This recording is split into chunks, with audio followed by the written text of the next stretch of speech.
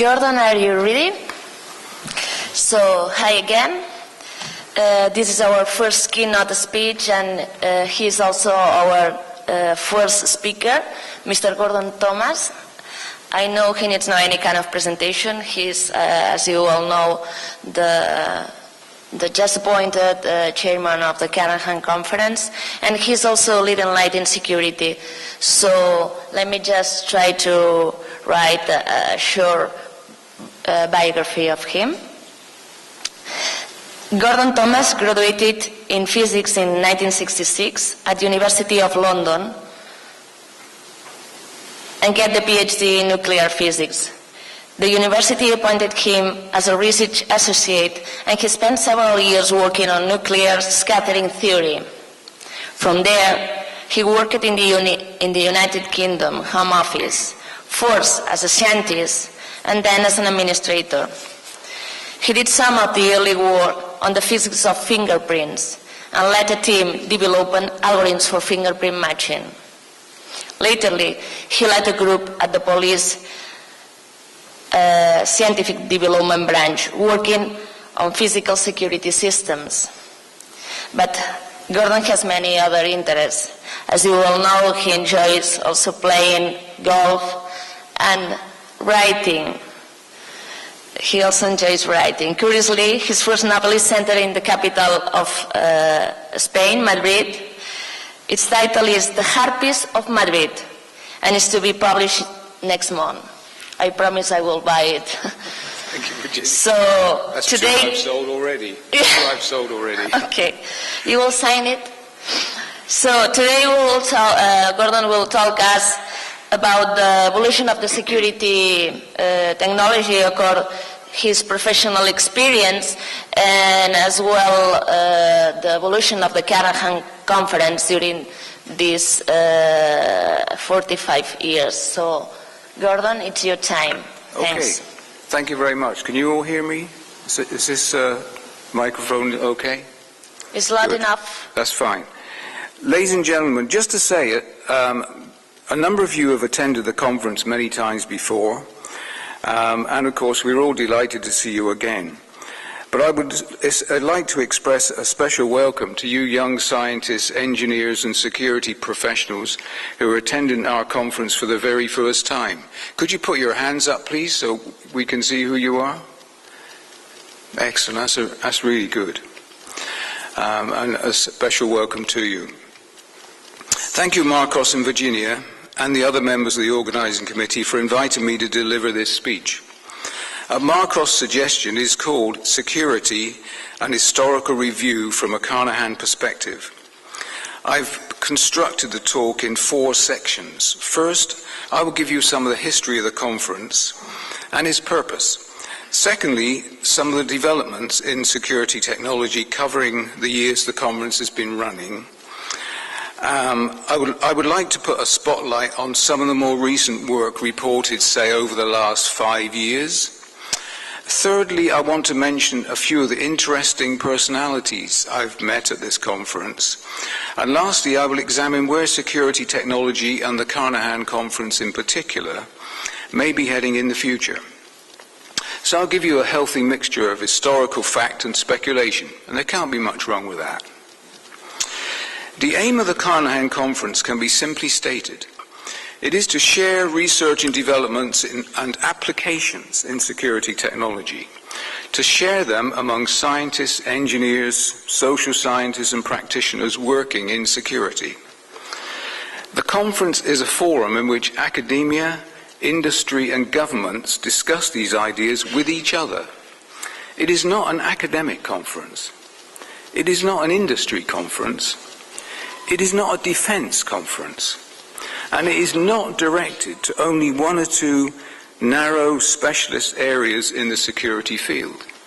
It is a wide-ranging conference and has a wide audience. In my view, that is the formula for its prolonged existence and its continuing success. Yes, ladies and gentlemen, this is the 45th anniversary, the sapphire anniversary of our conference. In fact, we sawed a cake last night that Virginia had made with her own fair hand to commemorate the occasion, and I did enjoy the white chocolate. The conference has, in venues all over the world, been held every year since and including 1967. Only a few of us, and I am not one, have been associated with the conference since its inception way back in the mid-60s. The background history of the conference is set out in the first few pages of the proceedings, so I'll give you only a potted summary. It all started in Lexington, Kentucky, in the USA. The name Carnahan comes from the Carnahan House, which was the University of Kentucky's conference center.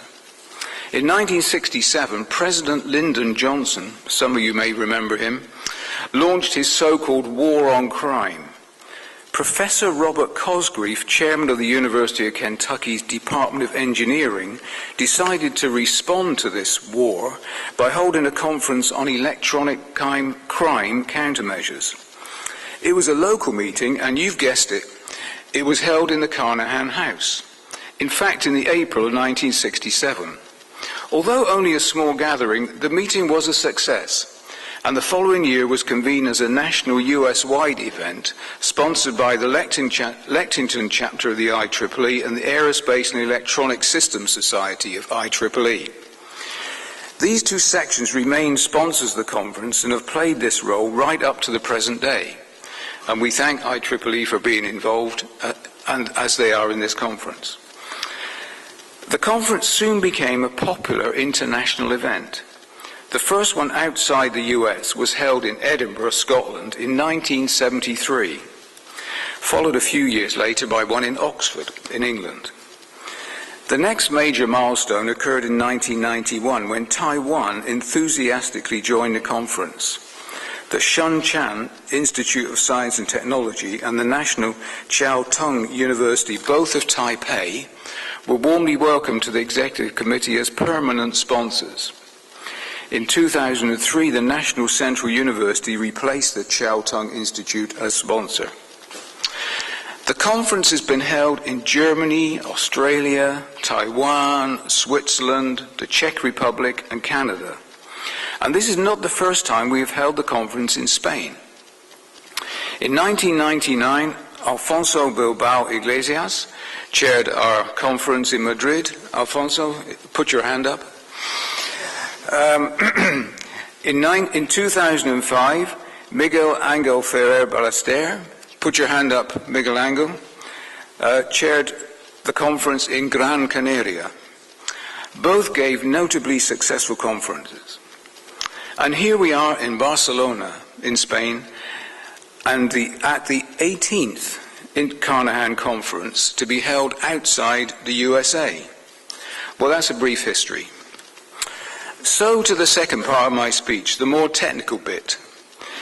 The aim of security technology is to address a specified threat. And as much as the technology has evolved over a period since we began, so is the nature of the threat. Back in 1967, the world seemed a simpler place. The threat was mainly criminal attack against property, isolated terrorist incidents, and the ever-present possibility of escape from custody, not to say the threat of enemy attack in the theater of war. This was only a few years after the Cuba Missile Crisis and the time of the Iron Curtain and the Cold War. Over the period from the beginning of the 70s, we saw the evolution of organized terrorism as a growing threat, seen in Northern Ireland and the UK mainland in the form of the IRA, as well as Spain as ETA, in Italy in the shape of the Red Brigade, and in Germany with the Palestinian terrorists at the 1972 Olympic Games. But up to then, little in the USA. The threat has drastically changed since. Frequently backed by the Islamist group Al-Qaeda, terrorists are now active worldwide. In the Far East in the early 80s, terrorism moved into a new sinister and horrific modus operandum, the suicide bomber. This form of terrorism was, in effect, invented by one of these Islamist groups, namely Hezbollah. The first such attack was in 1983 against the Marines base in Beirut. There have been hundreds since, in a huge wave of suicide bombing that has never subsided. Initially, suicide terrorists were all religious, militant young men recruited from Palestinian universities or mosques. In early 2002, however, the profile began to change as non-religious Palestinians, women and even teenage girls volunteered for suicide missions. On the 29th of March 2002, an 18-year-old Palestinian girl from Bethlehem, who looked European and spoke Hebrew, blew herself up in a West Jerusalem supermarket, killing 2 Israelis. She was the first woman suicide bomber. What a claim to fame. We remember with pride and sadness the victims of the suicide attacks of 9/11 in 2001 in the US, as well as those in Madrid, in London, in Bali, and in many other places, including, of course, the Middle East. We are hardly a month away from the 10th anniversary of 9/11. As a result of the successful use of intelligence and security technology, numerous planned terrorist attacks have been thwarted. I won't develop that theme, but maybe in another speech. The huge advances in technology generally have brought with them their own problems, as well as opportunities for security technology. Let's briefly look at the mobile phone. There was no such device in the early 60s, so obviously they posed no threat, and there was no need to protect them. The earliest mobile phones, which appeared in the 80s, were the size of house bricks, were crude and basic, and were seen as a status symbol used by the few who could afford to buy them. Now the mobile phone is an essential part of everyday life. We all carry one. It is a hugely complex piece of technology, and with the ability not only to be used for direct person-to-person speech communication, but also for accessing the internet, email, and a host of other so-called apps, for downloading music to accessing GPS technology. It's a valuable device, so is a target for thieves and data hackers, apart from being a potential trigger device for a bomb. By far the biggest of these general advances have been in the computer technology. In the 60s, you needed a computer the size of a bargain basement or warehouse to do even fairly simple calculations, and very few individuals owned one. When I did my PhD at London University, I worked on one of the few mainframe computers in London, an IBM 7090. But now few households in the developed world are without routine access to powerful desktop, laptop, or netbook computers, which give them access via the internet to a host of information and services. Not much different, in fact, from the mobile phone. This is why it has been necessary to develop a battalion of computer and IT security techniques, not only to protect the individual from computer fraud and identity theft, but in also to secure data. This is so that data cannot be intercepted and read in transmission across the internet. And about half the papers presented in this conference in the last 7 to 10 years have been in the field of IT security. They have ranged from advanced encryption techniques, including those for protection of voice over internet, to methods of detecting and prevention of Trojan horse attacks. As the attacker becomes more sophisticated, so too do the means of defeating them. Even quantum mechanics has been brought to bear in the armory of cryptography techniques now available. Quantum cryptography, about which there have been several recent papers presented at Carnahan, uses the uncertainty principle for the generation of cryptographic keys and their transmission. If an attacker tries to steal the key, for example by intercepting the transmission, the act of taking the key damages it so that it cannot be used by the attacker.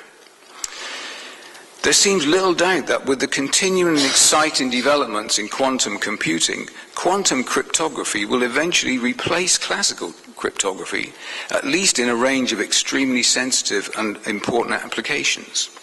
It is not some theoretical concept confined to rarefied experiments in remote computing laboratories. No, indeed not. The Swiss company ID Quantique have developed a quantum computer which uses a photon stream as the key, and in 2007 they used it to transmit votes securely in the Geneva Canton elections. So quantum computing is here, and it's here to stay. Cloud computing is another recent development. It is the next stage in the Internet's evolution, providing the means through which your computing needs, from computing power to computing infrastructure, applications, business process to personal collaboration, can be delivered to you as a service wherever and whenever you want them.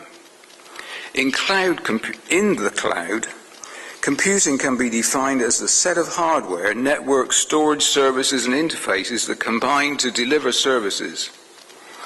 Cloud services include the delivery of software, infrastructure and storage over the Internet, either as separate components or as a complete platform based on user demand. Cloud computing has four essential characteristics: elasticity and the ability to scale up and down, self-service provisioning and automatic deprovisioning, application programming interfaces, billing and metering of service usage in a pay-as-you-go model. This flexibility is what has attracted individuals and businesses to move to the cloud. Already Amazon and Google are major users. The world of cloud computing has a number of participants. The end user, who doesn't have to know anything about the underlying technology. The cloud service provider, who is responsible for IT assets and maintenance. Cloud business management, who need to take responsibility for the governance of data or services living in a cloud. Cloud service providers must provide a predictable and guaranteed service level and security to all their constituents. Therein lies the problem: the provision of security for users. Several common security threats which apply to ground-based computing also apply in the cloud. Data leakage, insecure applications interfaces, and malicious insiders may also be threats. In one of our recent papers at this conference, the main dangers were pointed out. They seem to arise in shared areas in which malicious users have access to the same part of a virtual machine as the genuine user. Such users can impair other virtual machines and the genuine user's data. Work is being conducted in these areas. The key appears to be in a careful user system for authentication, especially when a user needs to move from one part of the virtual machine to another. Over the years, biometrics has become a driving force in security technology. It is of great importance and is evolving in many areas, as covered by the 5 sessions dedicated to it at this conference. Fingerprint identification became an established tool in the fight against crime way back in the 19th century, before Carnahan was ever inaugurated.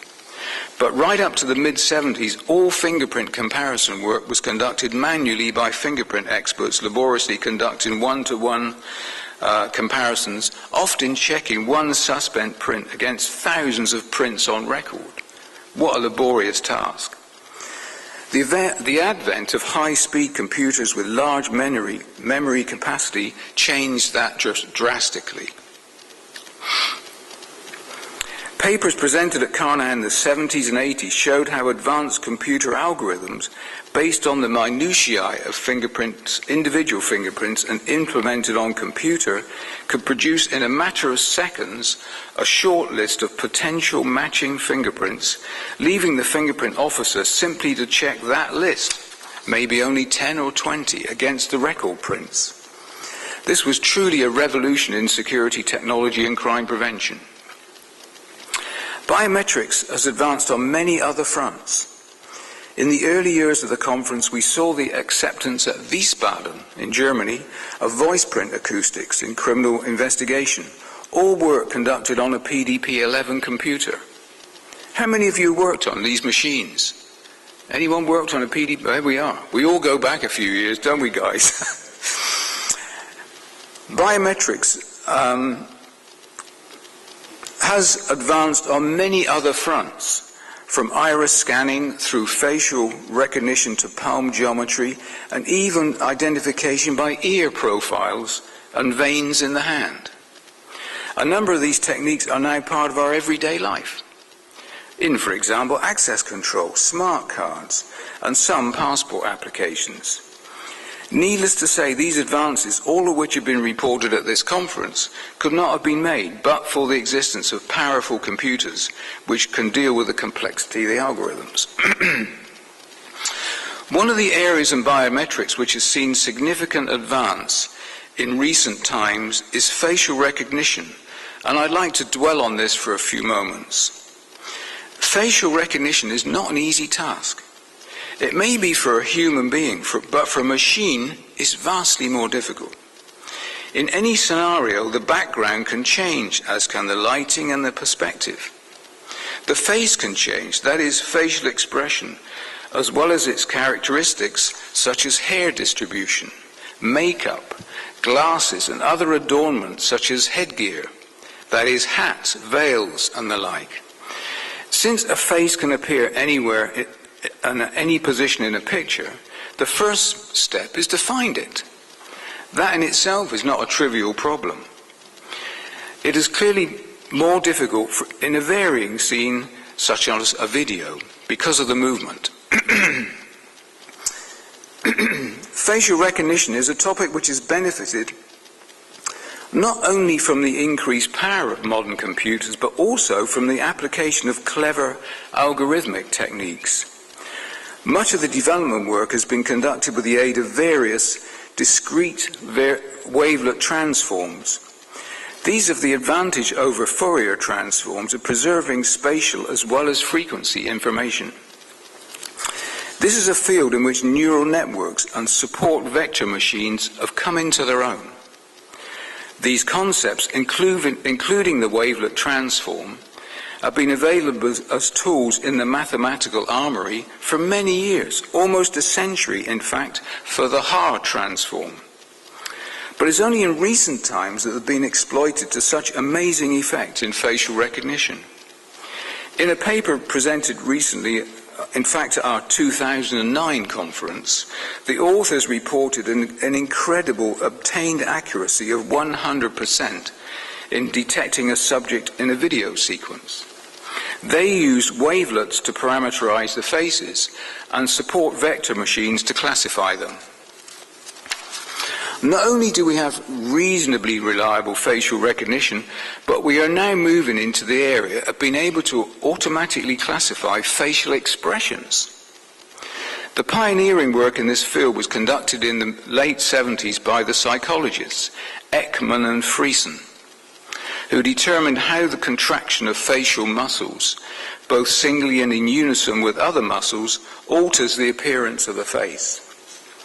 They developed a facial action coding system, which measures these changes in appearance using units called action units. The beauty of this is that when used in combination, these units are able unambiguously to describe nearly all facial expressions. Needless to say, working through a video sequence to classify facial expressions using this code is tedious and time-consuming. However, in a paper presented again in 2009, the authors showed how this could be achieved automatically with incredibly promising results. Again, they use support vector machines. Many consider security technology as the Cinderella of security technology. But apart from anything else, it's vital to the protection of national infrastructure. Physical security protects not only from the bad guys getting in, that is the terrorists or other criminals, but also from the bad guys getting out. that is, prisoners or others who are in detention for whatever reason.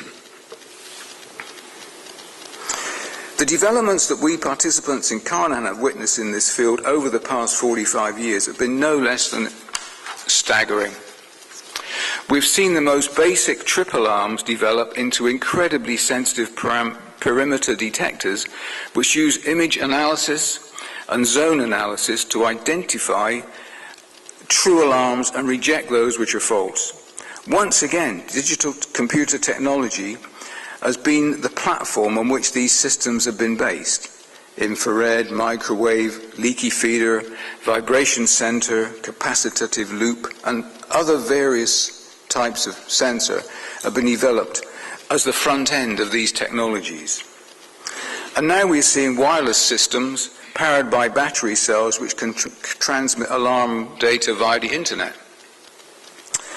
No presentation of this nature would be complete without at least passing mention of CCTV. And I'm going to give it just passing mention. One key achievement in the advances in CCTV has been the use by the police of CCT images of criminals, not only to identify them, but also to bring about their conviction in the courts. Those of you whose areas of work I may not have mentioned, but I'm sure you will understand that in a limited speech I cannot cover everything. What we see overall is what we might call an advancing tide of developments in the whole area of security technology. And I can see virtually no subject which can be said to be stagnant.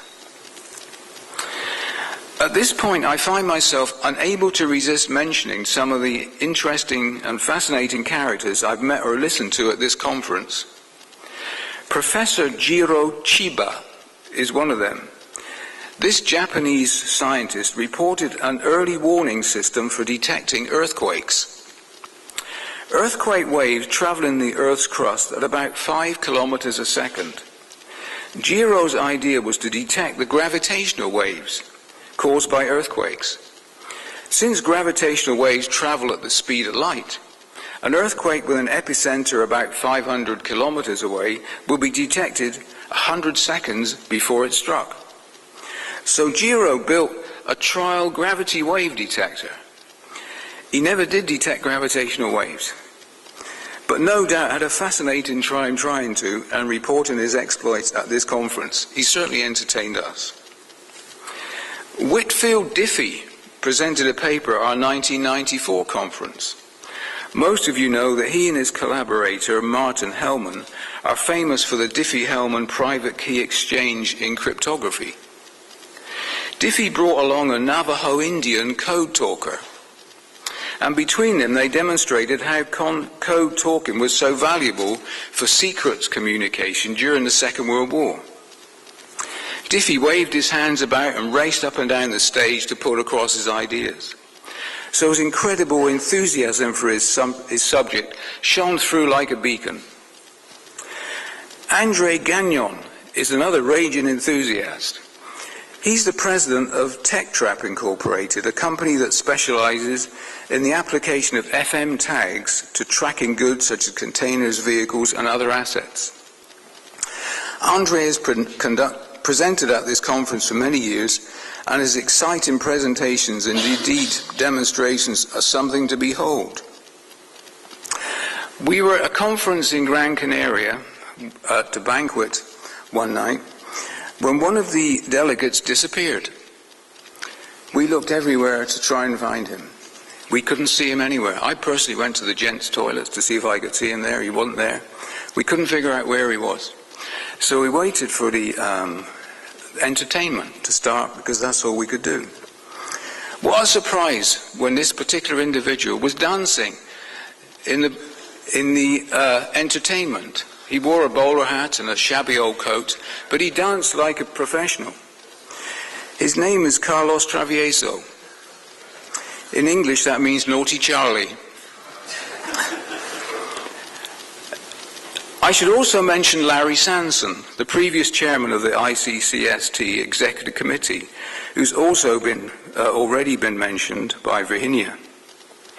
Larry has steadfastly led this conference for nigh on 40 years. Without his leadership and determination, we would not be here today.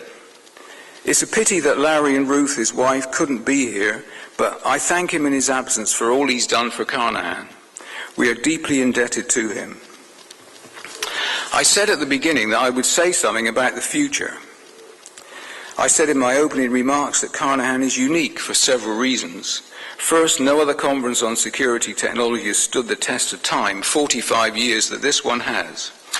Second, no other attracts such worldwide support.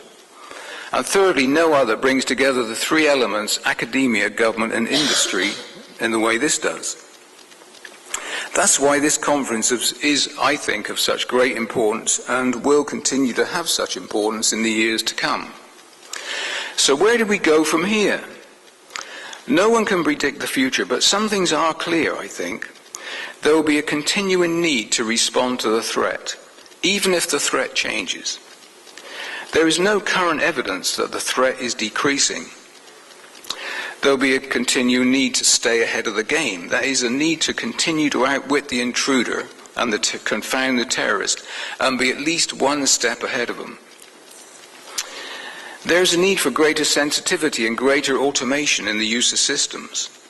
That being said, there will always be the need for human intervention with it when a decision has to be made on whether to respond to an alarm or search somebody or something at an airport. There are sure to be new internet applications and spectacular advances in IT. All this means that there will continue to be a need for developments in the technology for years to come, if not indefinitely. There will therefore be a need to exchange ideas on systems and how they work, when they don't work, when one is better than another. In exchanging these ideas, we can avoid unnecessary duplication in areas which others have been working.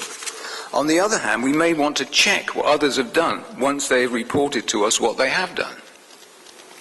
What I'm saying is that there will be a continuing need for this conference in the future, and maybe an even greater need. When I opened this address, I made a special welcome to those of you young engineers, scientists, and practitioners who are attending this conference for the very first time. I hope that the quality of what you see presented here and the discussions you have with others between sessions and with exhibitors and so on will encourage you to come back. While we need the continuing support of regular attendees at this conference, and I take this opportunity to thank them sincerely for their loyalty, it's the younger folk here that will provide the future lifeblood of this conference. May I say to all of you, do come back. Do continue to support this conference. Not only you as delegates, presenters and exhibitors can ensure its successful future. Thank you.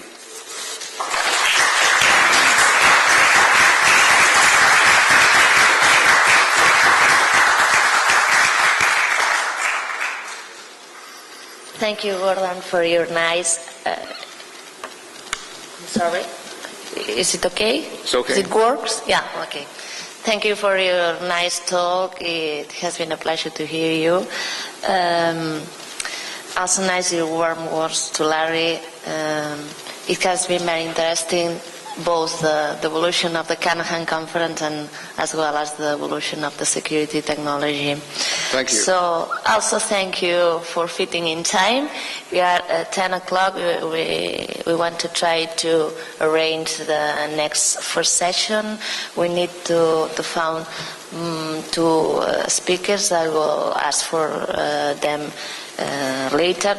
But now, before to finish this keynote speech, I would like, we would like to give you a small gift.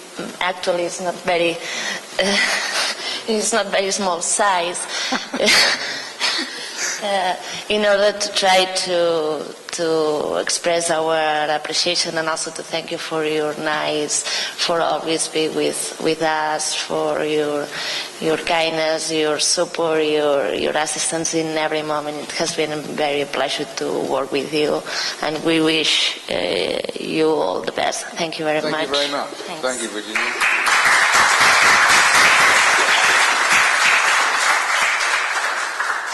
So, I I think I know what it is. Yeah, that's a surprise. Amazing. I'm staggered. Okay. Okay. You want, we can. Leave it in the box. Yeah, leave it in the box. Okay. So thank you very much all for being here.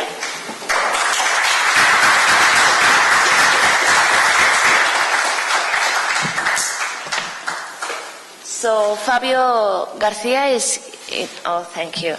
Try to join with Alfonso Bilbao. Thank you very much.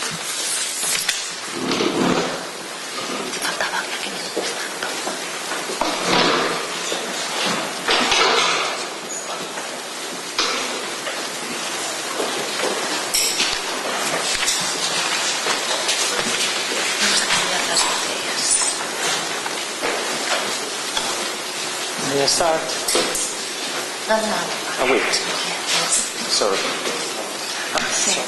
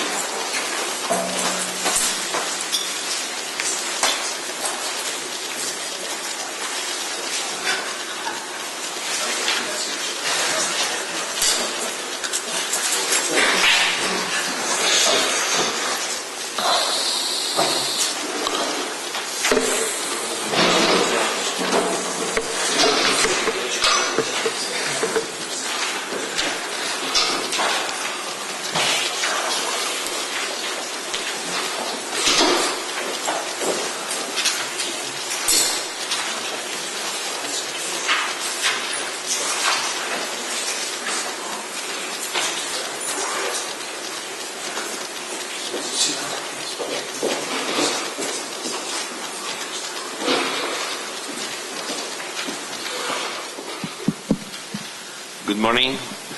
This is the first session of the conference.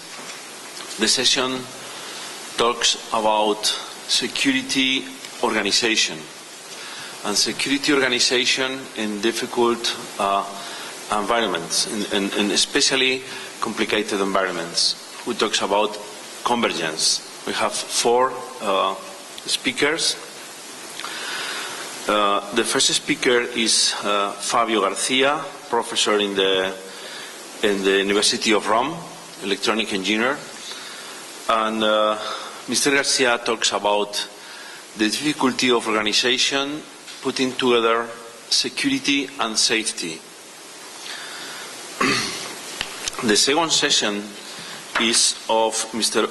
Benjumea from the the S21SEC company. Mr. Benjumea is a logical security consultant and speak about the organization in the convergence of logical and physical security. The third speaker, Enrique Bilbao, is physical security consultant from the Cueva Valiente Ingenieros company in Spain, and he speaks also about the organization of security in the logical and physical area. And finally is Olive